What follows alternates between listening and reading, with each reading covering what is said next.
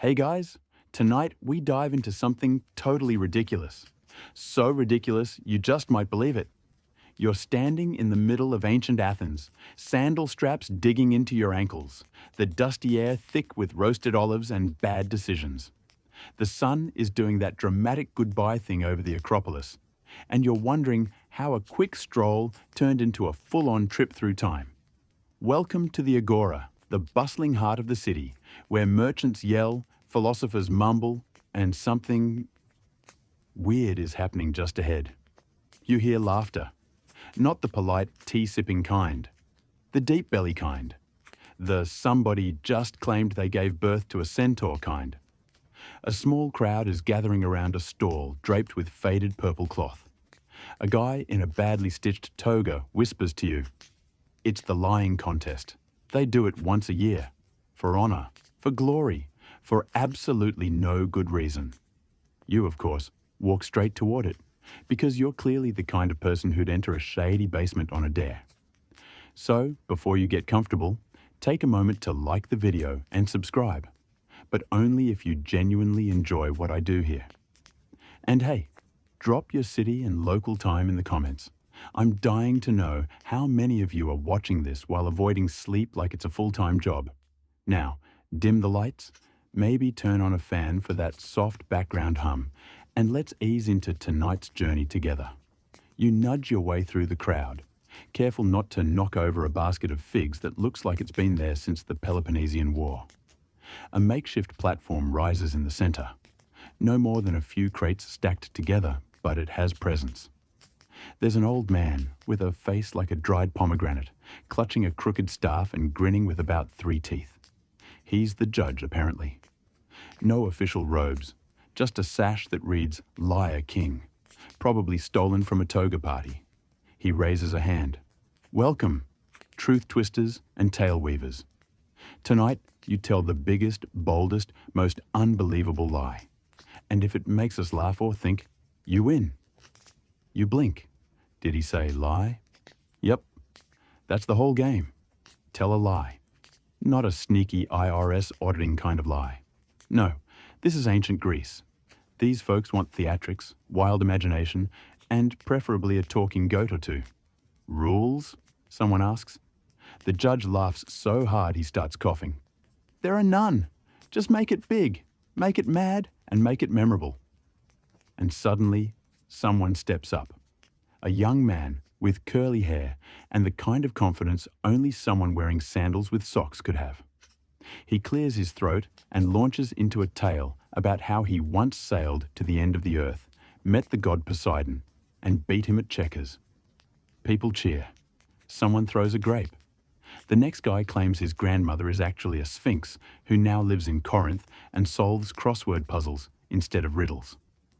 A child in the crowd whispers, "I believe him," and you start to feel like this might be the most delightfully stupid tradition you've ever seen.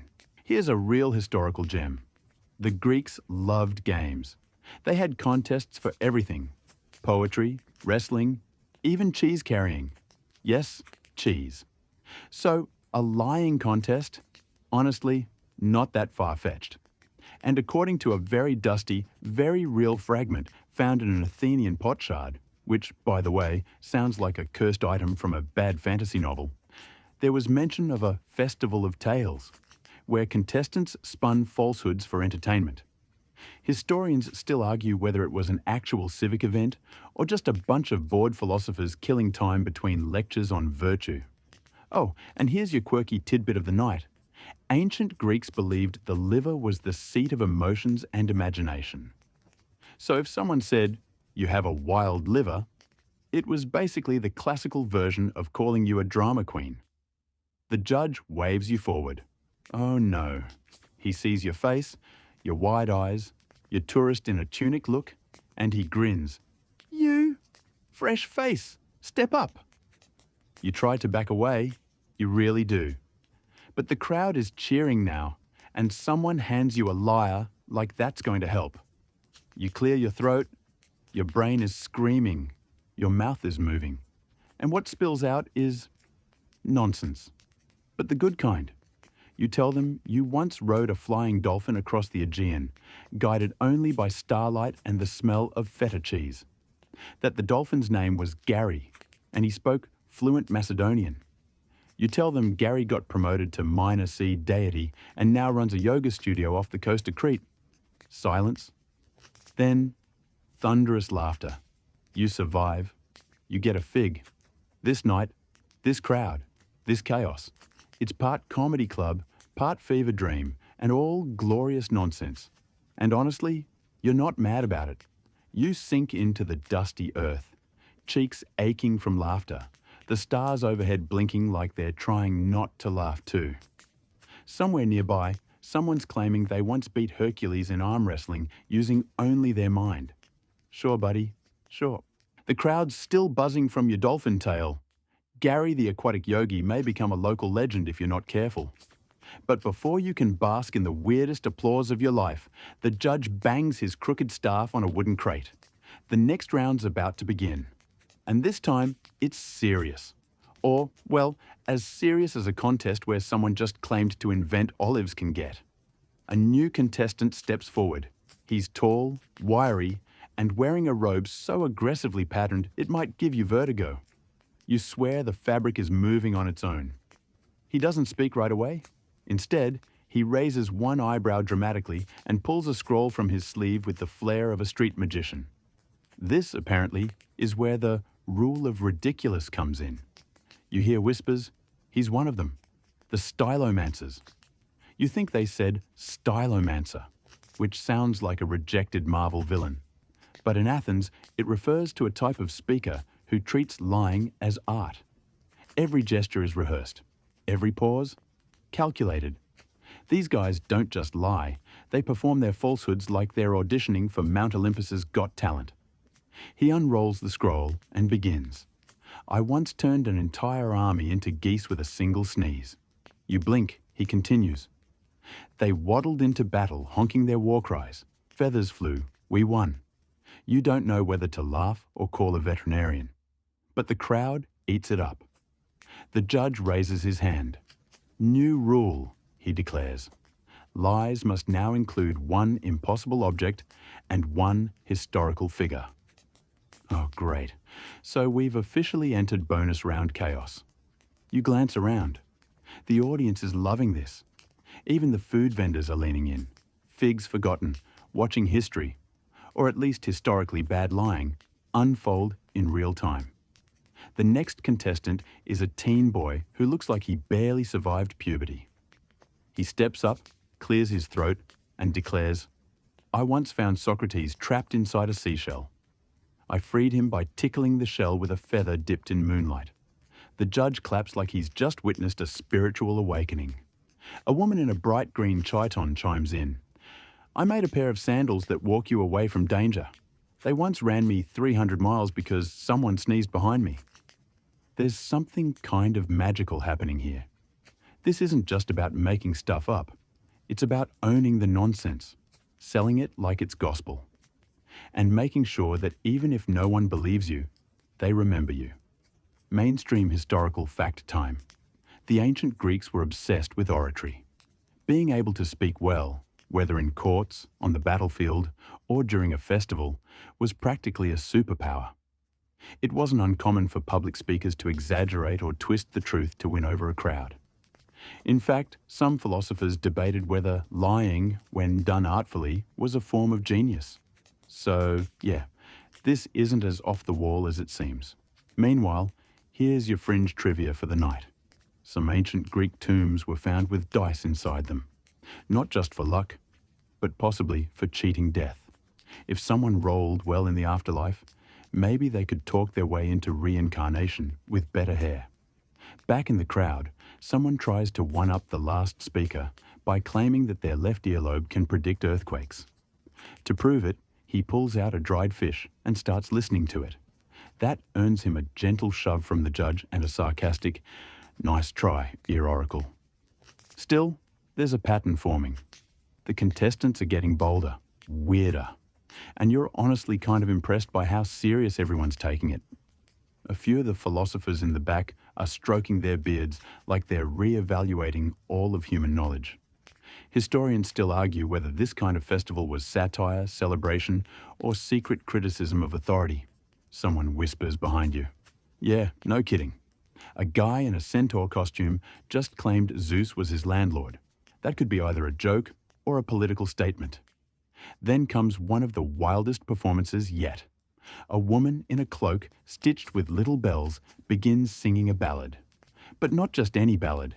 It's about a rabbit who becomes king of Athens through a bureaucratic loophole involving snail mail, fake moustaches, and a very convincing forged scroll. You laugh so hard your side cramps. Somewhere, a child shouts, "All hail, King Rabbit!" And that's the thing. Everyone wants to believe, just for a second. It's like dreaming with your eyes open. And while you're dreaming, let's not forget the weirdest part of all this. The judge hasn't chosen a winner yet. No points, no scoreboard, just pure chaos. Which, in ancient Greek terms, is actually very on brand. The judge finally lifts his staff and announces, "Let the final liar for the night approach." Gasps. Drama. Someone probably faints, though it might be from too much honey wine. And through the crowd steps a new figure. He walks like he owns the place, but his clothes are humble. Plain grey robe, messy hair, no props. Just a quiet confidence and a little smirk. You lean forward. You can feel it in your toes. This guy's about to break brains. The guy with the plain grey robe steps up like he's about to deliver a lecture on the nature of olives. But instead, he smirks and says, "I'm here to change the game." His eyes sparkle like he's hiding some cosmic secret. And you know what? He probably is. This is no ordinary liar.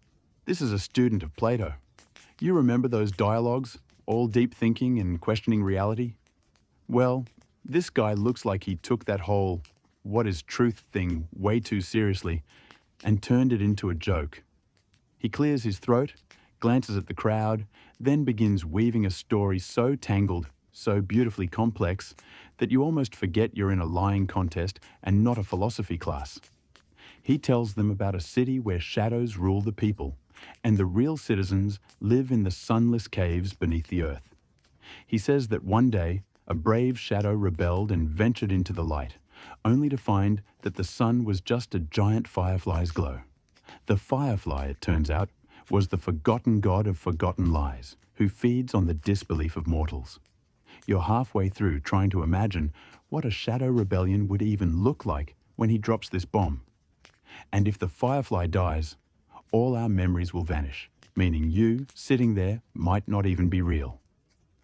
The crowd hushes. The air feels thick, like someone just switched the wine to decaf. This story, it's eerily poetic. It's the kind of lie that makes you question your own senses, your own existence. You realize that it's not just about the fib itself. It's about how deeply it messes with your head. It's like that time you woke up and forgot what day it was, but on a cosmic scale. Here's your mainstream fact for this stretch. Plato's famous allegory of the cave is exactly that kind of mind-bender. It's been debated for centuries whether it's a metaphor about truth, perception, or just an elaborate setup for ancient Greek sci-fi. And here's the fringe tidbit. Some scholars believe the cave story might have been inspired by an actual cave near Athens where people claimed to see ghostly shadows, possibly caused by weird light reflections or ancient psychedelic mushrooms. Historians still argue whether Plato intended this story as serious philosophy or as a sly critique of political lies in his time. As the young man finishes, the crowd is stunned. You can almost hear the collective gears turning in their heads. Then, someone blurts out, "Is this a lie or a lecture?" The judge, with that crooked smile, replies, "Isn't all storytelling a little bit of both?" And suddenly, the line between truth and fiction is blurred more than a drunk satyr after midnight. You glance at the young liar's face. There's pride there, but also a little mischief. He's playing with their minds like a clever cat with a ball of yarn. Only the yarn is their reality. You think about how lies in this contest aren't just made to fool. They're made to provoke. to entertain, to make the listeners pause and wonder what they know for sure. Your own earlier tales about flying dolphins and talking goats seem childish in comparison, but somehow they're all part of the same dance. Someone in the back starts humming a tune that sounds suspiciously like a satyr's song, which means the night's only going to get weirder. You find yourself wondering, if a lie can be so beautiful, so thought-provoking, can it also be true in some deeper sense? That's the kind of question that keeps scholars up debating for centuries. And maybe that's why this contest isn't just a game. It's a glimpse into how humans play with the very idea of reality. You shake your head, trying to snap out of it, but the words stick with you. If the firefly dies, all our memories vanish. You decide to check your pockets for figs and realize you're starving. But somehow, you don't mind. This night in ancient Athens has already fed your imagination in ways no dinner could match. The next contestant steps forward, someone claiming to channel the wisdom of oracles, but with a twist that's bound to blow the crowd's minds even further. The air shifts as the next figure steps forward, a woman wrapped in a veil so thick it looks like she just survived a sandstorm. She carries herself like the wind whispered secrets in her ear, and the gods themselves handed her the script. Rumor has it, she's connected to the Oracle of Delphi, or at least she's good at pretending it. The crowd hushes, eyes wide, like they're about to witness a prophecy or a particularly juicy gossip session. She begins, voice low and hypnotic. I was once touched by Apollo himself, who granted me a secret. A secret so powerful that it bends fate and shatters the timeline. You lean in, wondering if you're about to hear the scoop on why your morning coffee is always cold. She spins a tale that feels like a cross between a Greek tragedy and a daytime soap. She claims that the great god once told her the future was not fixed, but a weaving loom, with threads that can be pulled, twisted, or snapped at will. And she's been pulling threads all night. Her story? The city of Athens was once ruled not by men or gods, but by shadows cast by their own lies, lies so thick that they formed a kingdom where truth was forbidden. And here's the kicker. She says she's been sending secret messages through the wind, carried by invisible ravens that only the chosen can hear. The messages warn of a coming time when the gods will return, not with thunderbolts, but with tickling feathers, forcing even the mightiest to laugh until they surrender. The crowd is entranced. Some nod solemnly, others look a bit too excited, probably plotting how to steal her veil. Now, a little historical seasoning. Oracles in ancient Greece weren't just fortune tellers, they were political power players. The Oracle of Delphi was so influential that kings and generals consulted her before battles. People believed she channeled Apollo himself, though historians still argue whether she was truly divine or just a very convincing actress with access to hallucinogenic gases. Here's your quirky tidbit. Ancient Greek priests at Delphi supposedly inhaled fumes rising from a chasm in the earth to enter trance-like states. Some modern scientists think those fumes contained ethylene, a gas that can cause hallucinations. So maybe, just maybe, the oracle's visions were a natural side effect of bad ventilation. Back to the story. The veiled woman pulls a small worn scroll from her sleeve and reads aloud a prophecy. But here's the twist. The scroll's words change each time she reads them. 1 minute it says, the world will end in fire. The next, that it will end in feathers. The crowd gasps and laughs, unsure whether to be terrified or amused. Someone in the back whispers, is this a lie or a riddle? The judge grins. Why not both? You catch yourself wondering if this whole contest is just one big cosmic joke, one where the punchline is always just out of reach. You glance around. The veiled woman's story isn't just a lie, it's a challenge, a dare to believe the unbelievable. And as the laughter and whispers swirl around you like a mischievous breeze, you realize this competition is less about who wins and more about how far the mind can stretch before snapping back to reality. You rub your eyes, trying to shake off the trance. Somewhere, a satyr starts playing a flute, its notes weaving between the lies and truths like a playful ghost. The night presses on, and now a drunken actor stumbles forward for the final round, ready to unleash chaos wrapped in ivy and olive branches. The actor who stumbles onto the stage looks like he just rolled out of a vineyard and into a toga. His hair is a wild mess of curls and leaves, like he lost a fight with a laurel wreath, and his cheeks are flushed that perfect shade of too much honey wine. The crowd roars, half because they love him, half because they're curious if he's about to tell the most absurd story of the night, or just fall off the stage. He clears his throat, wobbles a bit, and then launches into a tale that's equal parts epic and utterly ridiculous. He tells them about a secret olive grove where the trees whisper secrets only when the moon is full, and the olives have been blessed by a drunken satyr named Pan. This grove, he claims, produces olives that grant immortality, but only if you eat exactly 7 in a row while standing on one foot and reciting the alphabet backwards in ancient Greek. Otherwise, you just get really good at losing your keys. The crowd bursts into laughter, imagining the chaos of immortal people tripping over their own sandals while trying to remember the alphabet. Here's the mainstream fact. The olive tree was sacred in ancient Greece, especially in Athens, where it was said Athena herself gifted the first olive tree. The olive branch became a universal symbol of peace, though the idea of peace sometimes took a coffee break during the Peloponnesian War. But here's your fringe tidbit. Some ancient texts suggest that olive leaves were used in bizarre rituals involving music, dance, and, yes, drunkenness, to invite the gods to parties, or maybe just to get really good at lying. Historians still argue whether these rituals were sincere worship or elaborate excuses for wild celebrations. Spoiler alert, it's probably both. Back to the actor's story. He says that once the grove was stolen by a band of mischievous nymphs who wanted to throw the biggest party the gods had ever seen. These nymphs, according to him, were so wild that even Zeus had to sit down and take notes on their dance moves. At this point, someone shouts from the crowd, "Did you see Zeus dance?" The actor grins, only once, and it was at a wedding. The guy can't keep a beat to save Olympus. You chuckle, imagining the king of gods attempting the cha-cha while lightning bolts go rogue. The judge waves his staff dramatically. And that, my friends, is the best lie of the night. The crowd erupts into applause, cheering the actor's absurdity and charm.